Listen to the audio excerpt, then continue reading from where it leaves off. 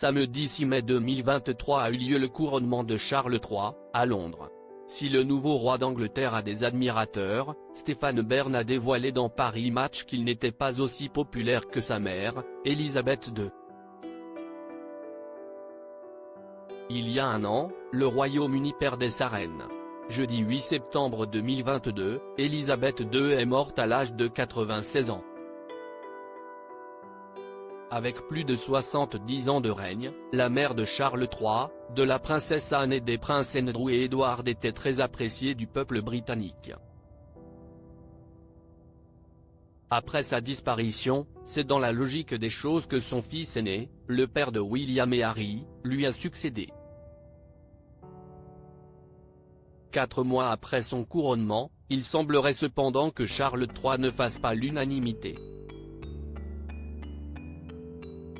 Dans les colonnes de Paris Match, Stéphane Bern, spécialiste des têtes couronnées, a indiqué « Charles III ne peut prétendre avoir l'aura de sa défunte mère. Mais peut-on succéder à un tel monument ? On raconte que d'aucuns continueraient à chanter le God Save the Queen et non the King, erreur d'inattention ou provocation intentionnelle ? En toute transparence, le monsieur Patrimoine a déclaré. Pour certains, il resterait l'ex-mari de l'iconique princesse Diana, pour d'autres, un roi septuagénaire, trop âgé pour susciter l'adoration des foules. La boîte de Pandore des tentations sécessionnistes, à la fois dans le Commonwealth et au sein du Royaume-Uni. Malgré tous les efforts de Charles III pour rapprocher l'institution royale du peuple, son ambition de la rendre plus sobre, plus économe des deniers publics, il ne suscite pas la même adhésive populaire. Pour Paris Match, Stéphane Bern a rappelé que Charles III n'hésitait pas à aller au contact.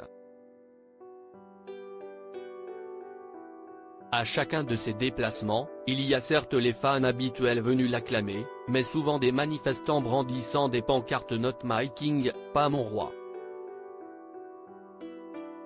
D'ailleurs, Graham Smith, leader du mouvement Republic, affirme gagner des adhérents, a-t-il ajouté. Stéphane Bern, un homme plus complexe et paradoxal qu'il n'y paraît mardi 25 avril 2023, dans une interview accordée à Sud-Ouest, Stéphane Bern avait dressé le portrait du nouveau roi d'Angleterre. C'est un homme plus complexe et paradoxal qu'il n'y paraît. Il est à la fois conservateur et avant-gardiste. Conservateur, car il est un pur produit de la famille royale, un aristocrate qui a un valet pour lui ouvrir son tube de dentifrice, qui raffole comme sa mère des plaisirs traditionnels de la noblesse britannique, la campagne, l'équitation, les chiens, le polo, avait-il indiqué, avant d'ajouter, et avant-gardiste dans la mesure où il s'est très tôt, il y a 40 ans, investi dans l'écologie, a pris position frontalement, dans les années 1980 et 1990, contre l'usage des pesticides dans l'agriculture, contre les OGM.